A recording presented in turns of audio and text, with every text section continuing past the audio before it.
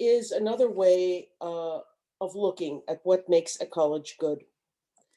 When students come to us with a request that we supply them with a list of recommended colleges, they often come to us and say, I want to look at all the colleges I can get into, but it has to be a good school. It has to be a good school. So how do we define what is good? We can use rankings in magazines, but this can often turn into a popularity contest. In fact, it is a popularity contest. Years ago, I met somebody who worked on the staff of U.S. News and World Report at the time that the first college rankings came out. And I said, it's your fault. This craze to apply to the number one or number two school, you did it. And he said, hey, it put bread on the table. So for them, it was just a financial decision. And we all know that colleges can learn to manipulate rankings without fundamentally changing anything about the schools. At the same time, many really good schools are overlooked. So I propose that we use some different measures regarding the quality of a college under consideration, and that we need to ask questions such as, what is the school's retention rate? That is, what percentage of first-year students come back as second-year students? What is the sixth-year graduation rate? The school may offer the major a student says he or she wants, but how many courses are there? Is there support for this major? What is the average class size? And what is the overall student to faculty ratio? Know that I didn't say student teacher ratio. There's a difference between the relationship of the student and the person teaching the student. All of those things may be found in the data for each school. The information is not secret.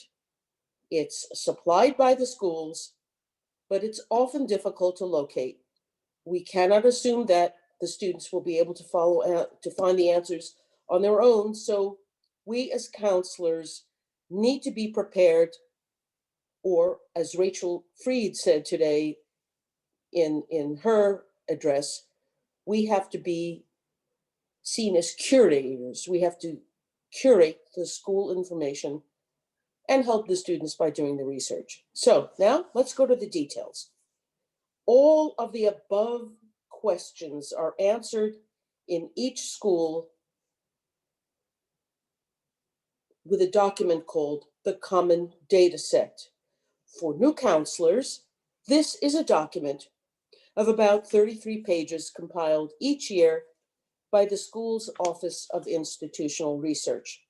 It is uniform, meaning that the same information is asked in the same order always. Section B will always be Section B. Section C will always be Section C and ask the same thing.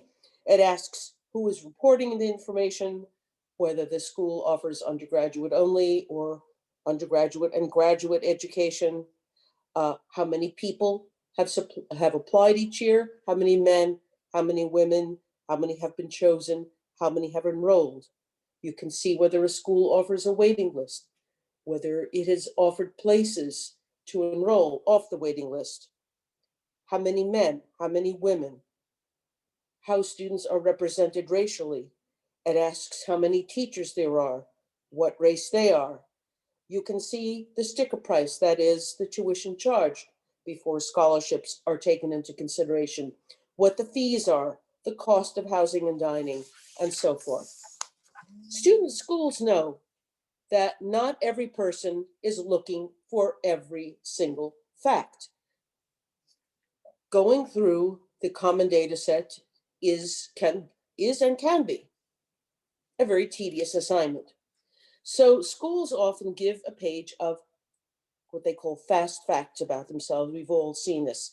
Fast facts: average class size 20, majors offered 30, ranked number 5 in the US for affordability, number of libraries on campus 6, when was the school founded, 1851, that sort of thing. The enrollment. But there should also be a link to the current common data set, which actually most schools do provide. And the schools that provide it give the last few years of results. This way, we can see the ways in which the school has expanded or not. So the first thing to look at is this school's website and see if the CDC is offered, CDS is offered, and it will say right there, links to the CDS. You may need to go to the school's search function and simply ask for the CDS, ask for common data set. But if there are just the fast facts, you can try another way. Simply go to Google and enter the name of the school and the phrase common data set. Either it will come up if it exists or not. You may be led to a CDS produced by another source, but it only gives some of the data available in the real CDS, or you may be asked to fill out a data request form, or you may be told to request information from a certain person on campus. All of these require an investment of time and may not give the information you are seeking. So when I look at a college or university and I ask for the CDS, and I am offered all kinds of information except the CDS, I want to know why. That's my first question. Is the school trying to make things easier for me by bypassing the CDS? Or is it an attempt not to reveal something? And why should any school wish to hide anything? As an example, let's look at the first thing I suggest. What percentage of first-year students return to this school for a second year? 97%, which I got from one school, CDS. That's an excellent rate. 65% says something else, but we don't know exactly why. Did the students have an experience the first year that was discouraging? Did they have low grades? Were they told to leave the school? Or are most people attending this school financially strapped and they had to leave? There, it doesn't explain. So counselors need to ask the question. Both of these answers, these specific numbers, come from the school CDS. Another school, quite a popular one, has a figure of 85%, but I only got that after a bit of digging. There can be many reasons that we know of for students not returning for a second year: health, finances, but we need to ask for an explanation. The second item is a 6-year graduation rate. This is given in the CDS as an indication of student success. A 6-year rate is given rather than a 4-year, for as we all know, there are many factors that can impede a student's progress. A student might stay out for a year because of a work opportunity, an internship, an illness, for family reasons, switching down majors, holding down a full-time job while trying to balance school responsibilities. If every member of a cohort, for instance, that began college in the fall of 2000 graduated by the spring of 2006, that would be a rate of 100%. And in this category, no school gets that. No school nationally has a 100% graduation rate. 91% is pretty good. 42% is not. These are, again, they're figures from actual CDS reports. And what if you can't find the graduation rate? It's there. The colleges have this information, so you have to ask. If your students want a certain major, you know which ones to come up with. But take it a step further and find out exactly how many courses in this area the school offers. What is the average size of the classes? Does the school offer assistance in obtaining internships in this field? Is there an area in the department where students can gather? How many students graduate with this major each year? Are there scholarships available in the field? In other words, is there support for this major? And who teaches the courses? Who teaches the courses? This is significant. Is there a difference between who teaches the introductory courses and who teaches the more advanced courses? Here we come to the last and possibly most significant question you can ask about this school. Who exactly is doing the teaching on campus?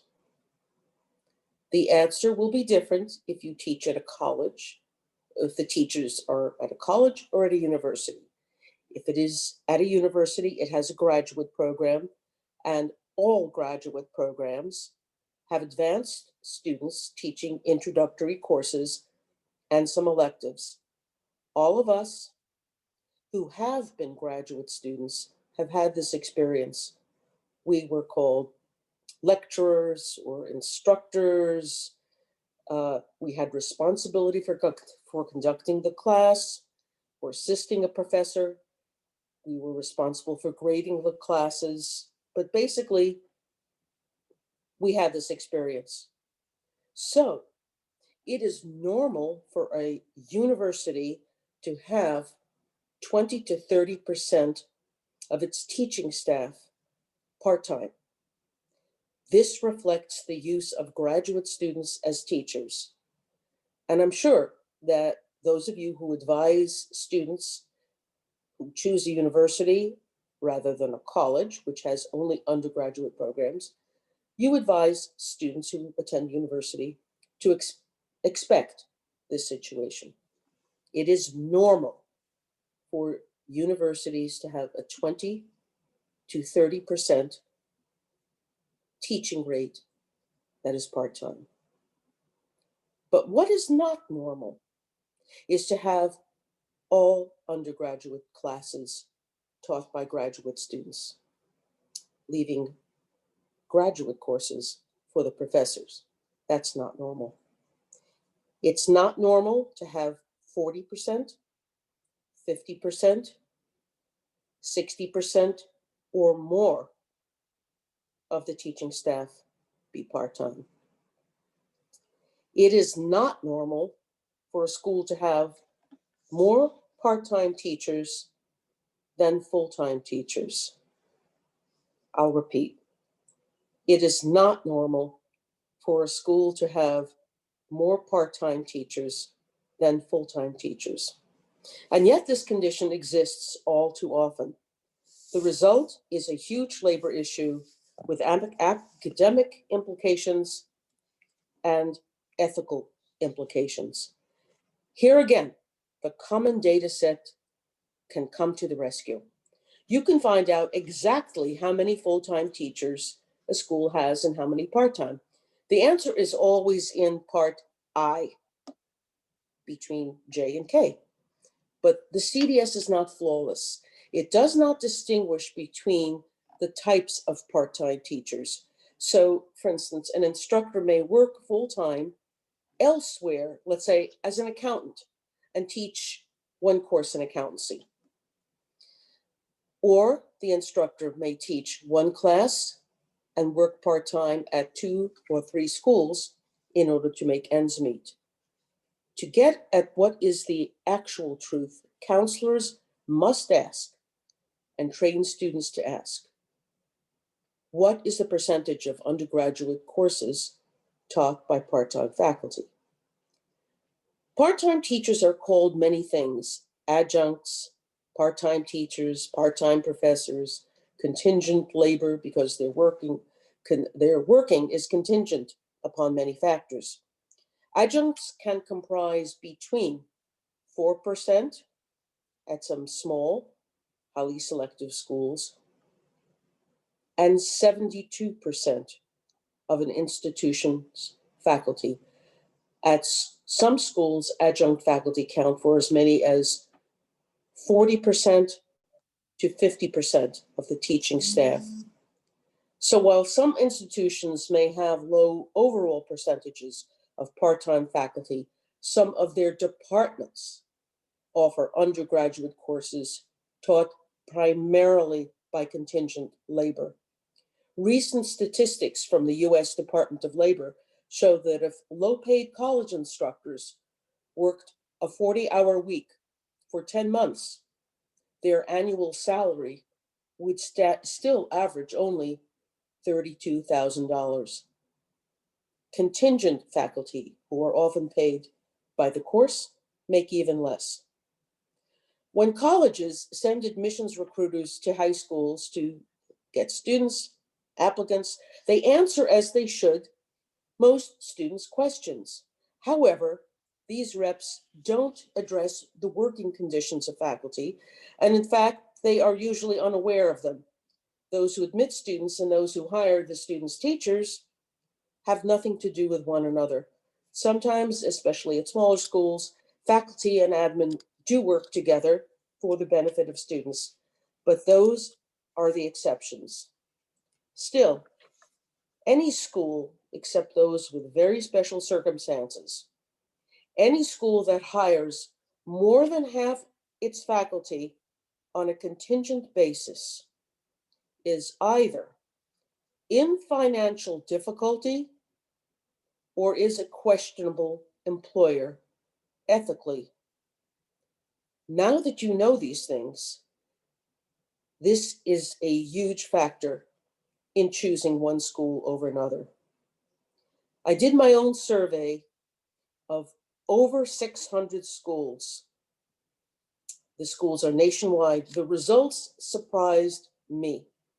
I assumed that schools in poorer areas would have a higher rate of contingent labor. Not so. So the schools that I resulted they were state schools, they were private schools, they were religious, they were secular, they were large, they were small. I will share this. I'll be happy to share the results with anyone.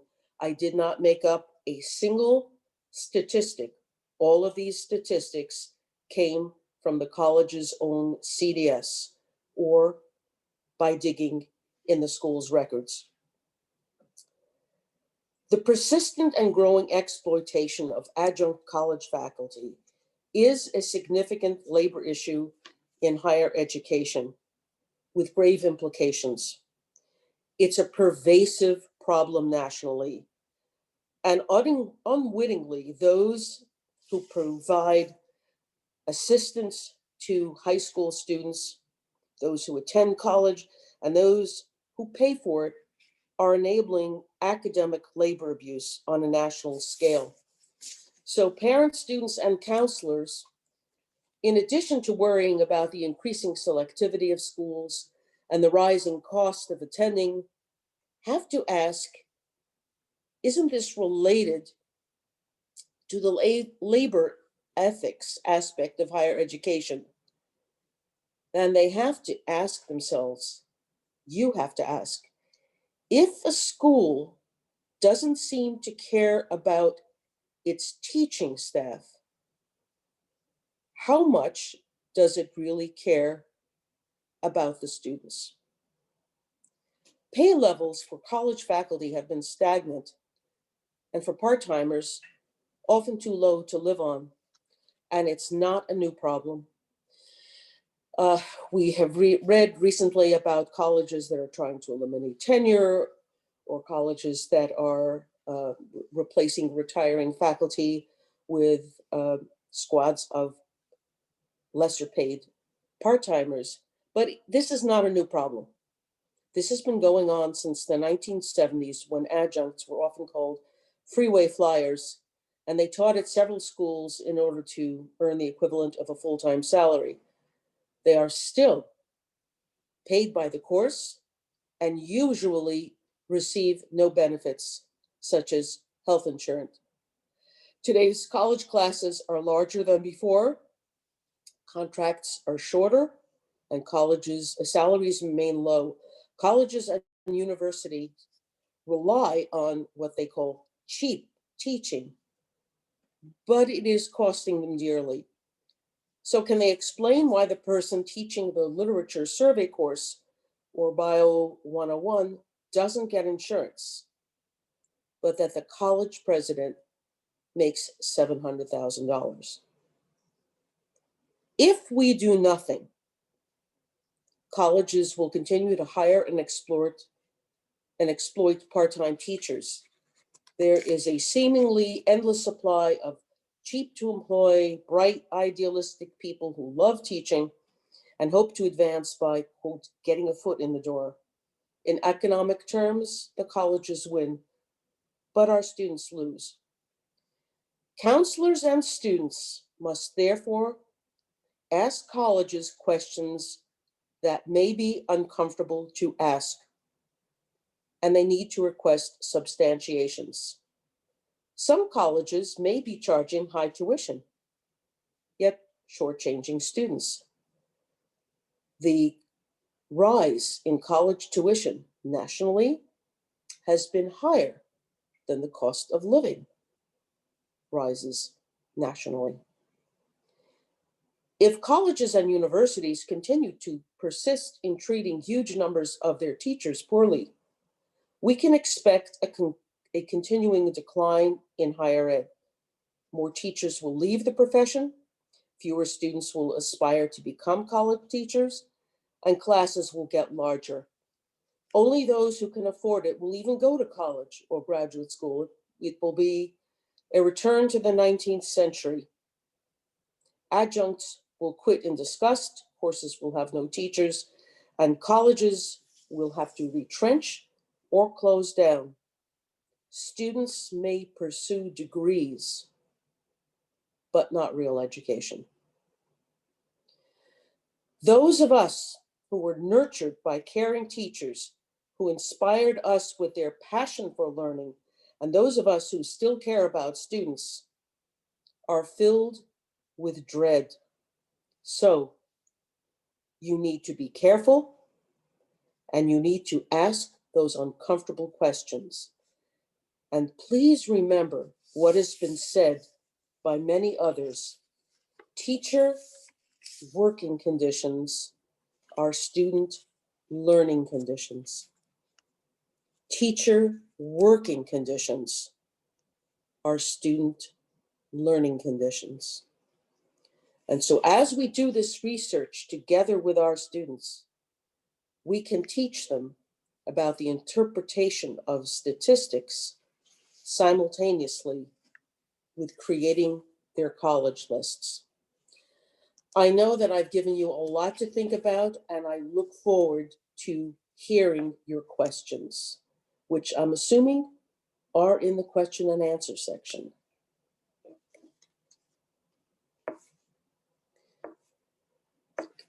Yes, I do have a list of the research. It took me a long time to amass the information. It took months of research. I spent a lot of time with the college data set. I spent a lot of time on the phone, calling colleges, writing to colleges. Some of the answers are still out. Some colleges absolutely will not publish their common data set. Absolutely will not. And to me, this is a big red flag. So you can make of this what you will, but colleges do not share. I actually started with a small list, maybe 200 schools. And I came up with 67 schools where the numbers of part-time compared to the numbers of full-time were really egregious. And so I wrote a separate email letter to each college, directed to the provost or to the head of institutional research, with specific questions. I thought that I owed them a chance to explain. Most of them ignored me. Some of them did call. One dean said, "Oh, if you want to talk about part-time faculty, yeah, I can tell you. My wife is an adjunct. I know the situation." Another school was very snippy with me and said, "We're doing everything legally." So there isn't any rule about how many part-time people you can have or what their assignments are. There isn't anything legal. It's an ethical decision. And you and your students will have to make this decision. You should do the research together. I suggest, when you come up with a list of questions for these students, that you have columns where you can point to them the difference in the number of enrollees, in the four-year graduation rate, in the rate of return, and also in the column of who is teaching, and let the students direct the research, direct the questions. There are some more.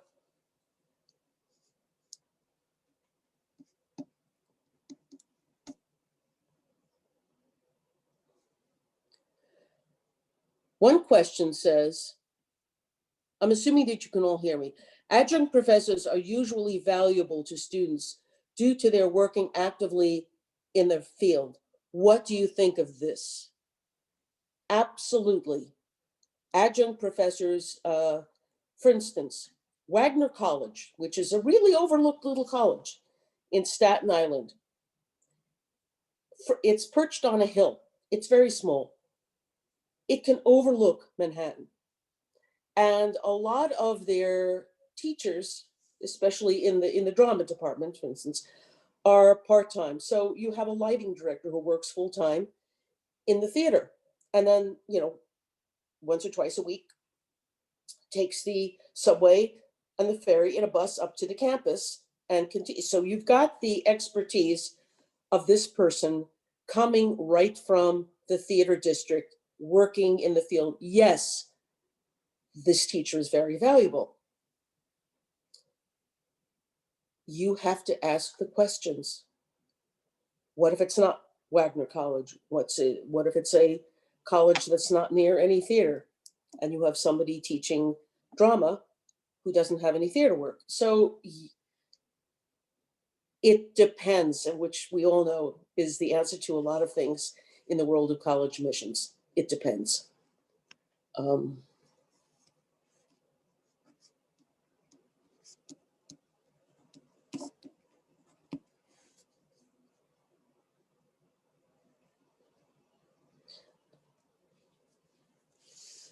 I will be happy to send my research to anyone who provides an email address.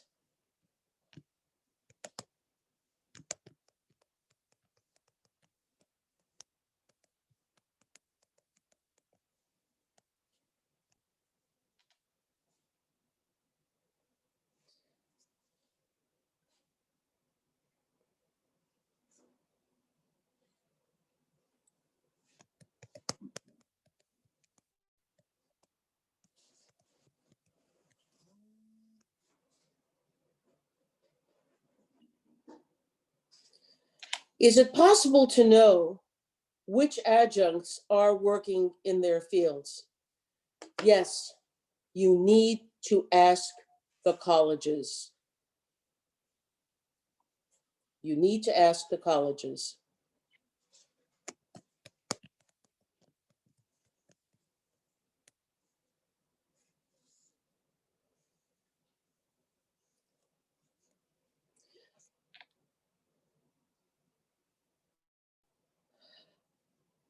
I can't mention any schools that concerned me ethically.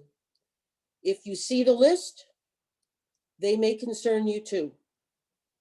But I will not mention any specific schools at this point.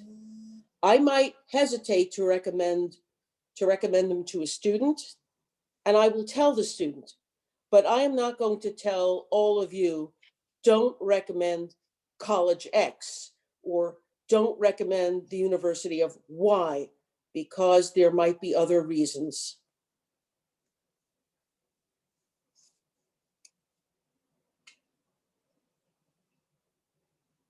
But I will be happy to share the list.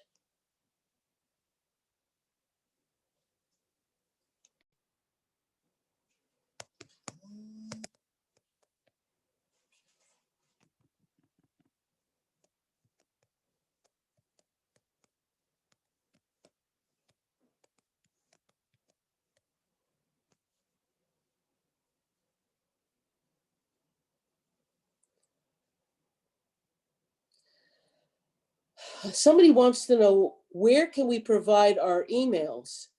In the Q&A, which I assume I will get. Yes, you will. Oh, You okay, will. okay. As a result, so you can send me your, you can type in the email and I will send you my research tonight.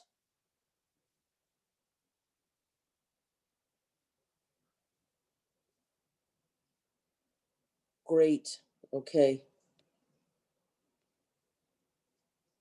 You can email me and request the research. My email is no punctuation, Jane S. Gabin, Gabin, at yahoo.com. It's not care of an edu because at this point in my career, I'm self-employed. I do have a website, www.janesgabin.com. It's kind of, kind of generic, there's nothing exciting.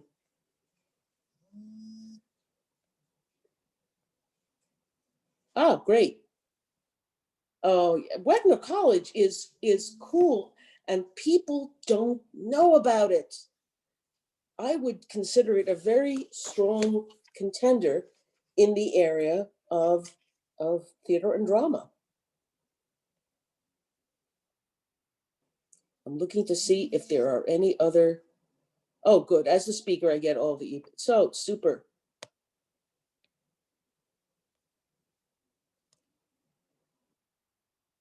All of the research that I have done is accurate. If I couldn't get information from the school, despite numerous tries, I did go to a website called, I'm sure you're all familiar with it, collegedata.com. And under faculty, I found the information there. So they had to have a source. But it was, yes, very, very tedious to compile this information. And the list is obviously not comprehensive with, something like 3,000 institutions of higher ed in the country. But it started, this is over 600. And I actually started doing this as a result of attending a New York ACAC conference that was held on a certain campus. And I always tell students, pick up a copy, if it's available, of the student newspaper. And you can see what's the most pressing issue on campus. It'll appear in the newspaper. If there's something about, we should have more choices for breakfast cereals in the cafeteria, that tells you something.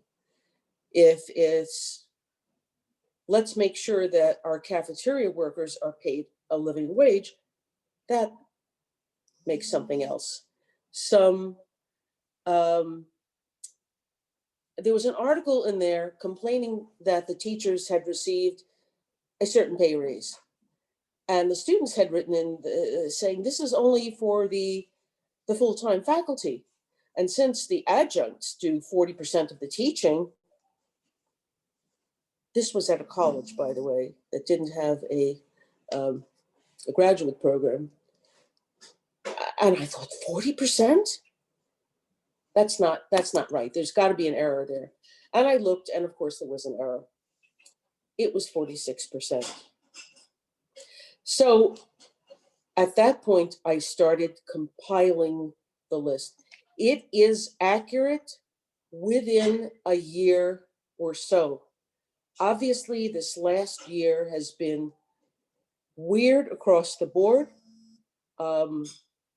Colleges have felt it in their enrollment, and their data is going to reflect this. So I did have to adjust when I could those over 600 cases, but it is all the numbers I got on there are from the schools themselves. I'm just looking to see if there are any other questions that I can answer.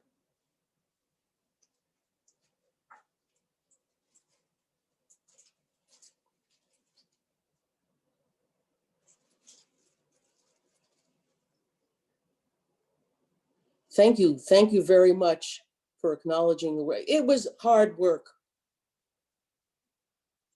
but I'm glad I did it, because I'm hoping that that there will be positive results. Yes, I will send a copy to everybody who asks.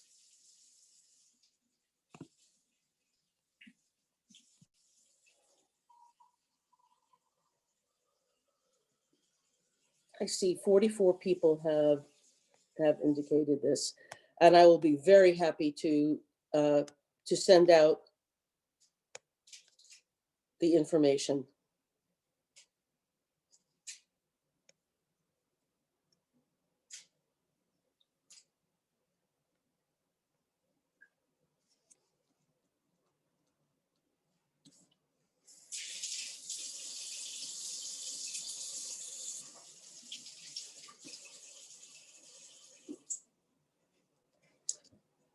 See somebody from Cobb County Schools.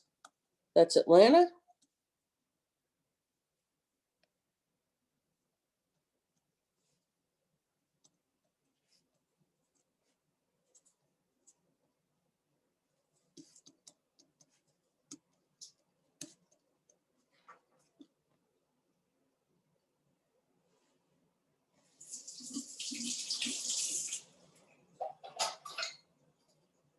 Great. Yeah, okay. I've been to Atlanta a lot and Macon.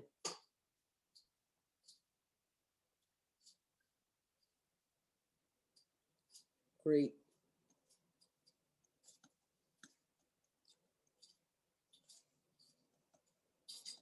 If I can get colleges and counselors talking about the situation, I will be very, very happy. I will have done something. Some schools have a very low rate. Some schools have a very high rate. So it's up to you to investigate. I've tried at some schools to investigate why there is so much abuse of part-time faculty. Getting tenure at a high-ranking school is a very, very sweet gig. It is very hard to get tenure today, meaning that one can't be fired for any reason. It provides more freedom of speech, more freedom for research. It encourages teachers to stay involved in their fields, encourages them also to do research. And a good faculty member is always doing research and uses the summers to visit archives and write papers and present at conferences and bringing back all of that information to undergraduate students. Professors who abscond with their responsibilities and neglect their responsibilities don't share this information or take advantage of their job situation. But it is a very sweet thing to be offered tenure at a research designated institution. So good luck to you and all of your students, and stay in touch. And I will send you this research, and I encourage you to ask all the right questions and continue to research schools to the best of your ability. It's not always made easy for you, but I hope that I have helped you to overcome some of this. Thank you.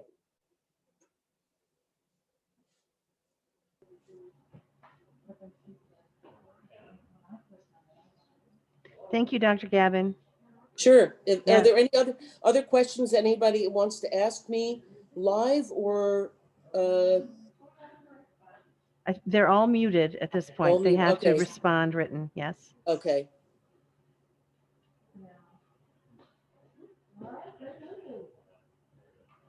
So you'll send me the Yes, I have the whole thing was recorded. You can get a transcript. copy of Great. that. Yes. All right. And I can end the meeting for you at this point. All right. Thank you very And much. as it was a fascinating webinar. So Thank you. thank you for Thank all you. of your work. And so you're going to send me the transcript of everything? Yes, we are. Great. Thank you so much. You're welcome very much. Have a great day. You too. Thanks. All righty. Bye-bye. Bye-bye.